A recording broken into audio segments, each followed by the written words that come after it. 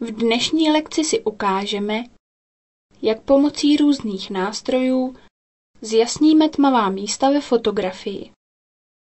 Podíváme se na tuto fotografii a vidíme, že některá místa na něj jsou moc tmavá. To se nám může stát kdykoliv, například, když budeme fotit proti slunci nebo za špatných světelných podmínek. Takovouto fotografií bychom se moc nechlubili, proto je pomocí Photoshopu vylepšíme, tak, že zjasníme nejtmavší místa na obrázku. Ze všeho nejdříve musíme vybrat nejtmavší místa na obrázku. Přepneme do paletky Channels, kde se nám nachází seznam 4 kanálů. My zvolíme kanál Red. Tento kanál nám umožnil zobrazit daný obrázek do odstínu šedé a poskytne nám informaci o rozložení světel a stínu. Nyní vytvoříme selekci po obvodu celé plochy obrázku. V nabídce Select vybereme All. V dalším kroku celý tento výběr uložíme do schránky Edit, Copy. Vytvoříme si nový kanál, který nazveme třeba obrázek.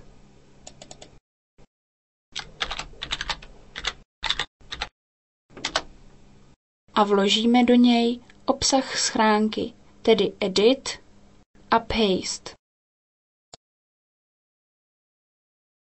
Nyní tento kanál pomocí filtru rozostříme.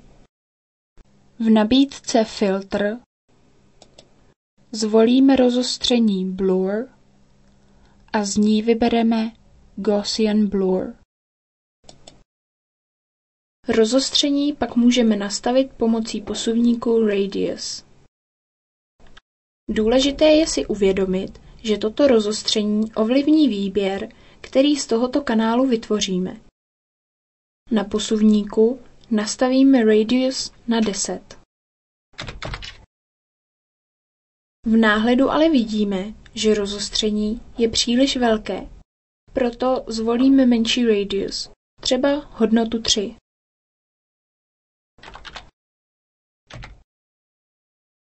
Potvrdíme a filtr je nastavený.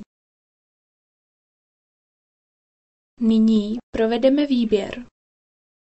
Klikneme myší na kanál Obrázek s přidrženou klávesou Ctrl. Tento výběr zinvertujeme pomocí příkazu Select a Inverse. To znamená, že vybereme opačné plochy obrázku než ty, které jsou součástí aktuálního výběru. Označíme jako aktivní složený kanál RGB, tedy Red, Green a Blue.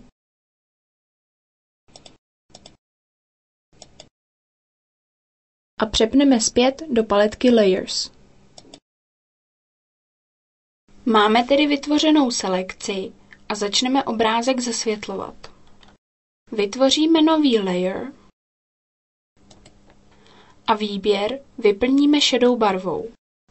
Přejdeme do nabídky Edit, příkaz Fill a zobrazí se nám dialogové okno. V něm zvolíme nastavení barvy 50% Gray, Opacity, což je parametr, který ovlivňuje míru zesvětlení obrázku, nastavíme na 40% a potvrdíme. Nyní ještě změníme interakci vrstev Layer 1 na Color Dodge.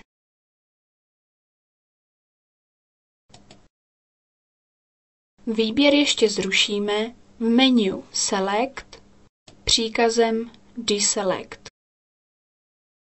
Tímto jsme zesvětlili oblasti, které jsme vybrali pomocí práce s kanály. Námi upravenou fotografií se již pochlubit můžeme.